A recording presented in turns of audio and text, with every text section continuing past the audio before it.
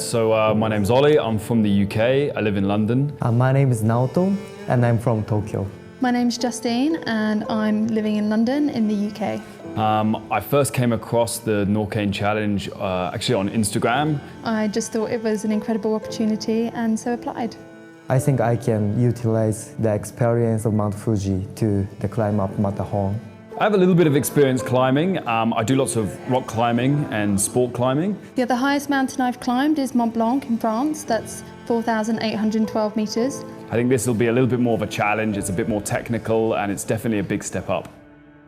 Yeah, I'm Andy Steindl. I'm from Zermatt. I grew up here. I'm a mountain guide, 30 years old. We're here in Schwarzsee, Zermatt area. Today we go hiking up to the hut, making a little training. And tomorrow, yeah, Matterhorn.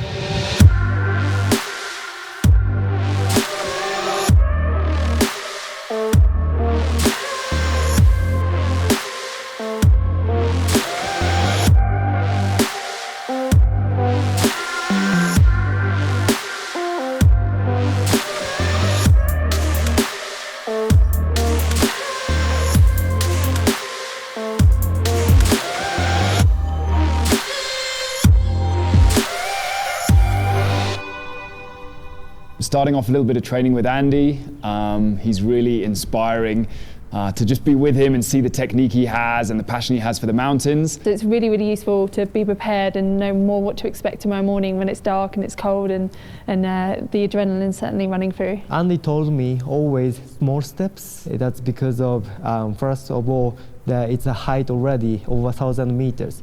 So we have to care about the high altitude disease. I think it's going to be physically quite a challenge. This is such a good opportunity for me to learn from Andy and the other guides and really develop my skills. I think we've got a good team around us and we've got real support from the Norqain team, so I'm feeling confident. I think I can believe my success to the summit tomorrow.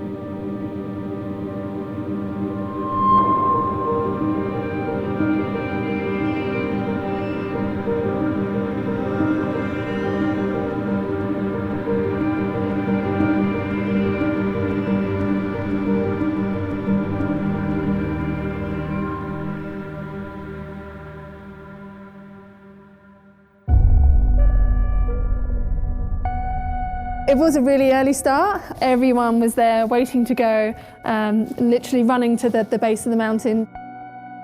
It is amazing to start in the dark and all you can see is everyone's head torches and you turn around and you can just see the bobbing lights of everyone's head torches that are coming up behind you and it's something really magical to see. We had a great sunset. It was really amazing. And it was nice to feel also the sun on the skin, to warm up a bit, and it was easier than to climb on the rock, especially for them. The movements are much easier than in the dark.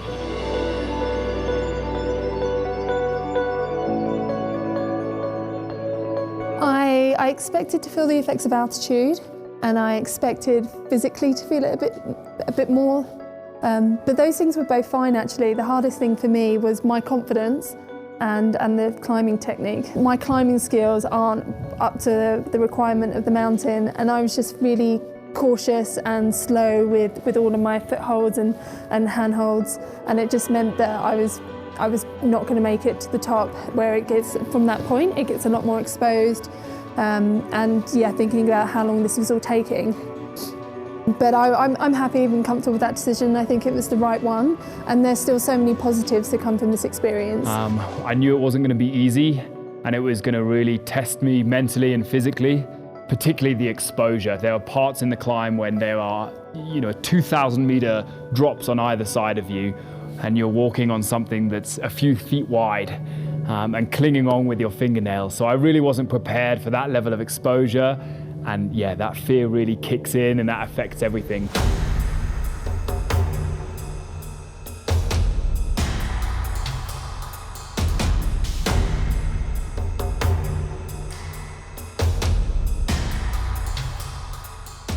There's no hold anymore, so we just use crampons to just climb up all the way. It was so hard, and also the wind is very strong, and my ear almost cold.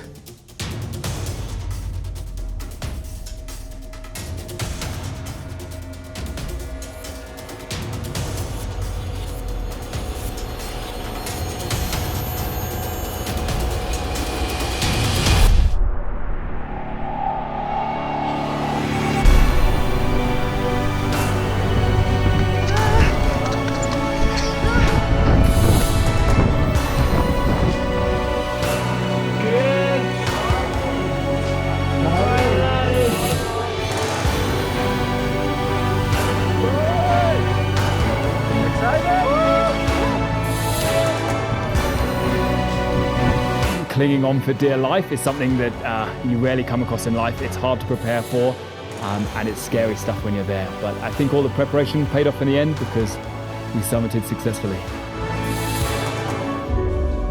I think we made it, yeah.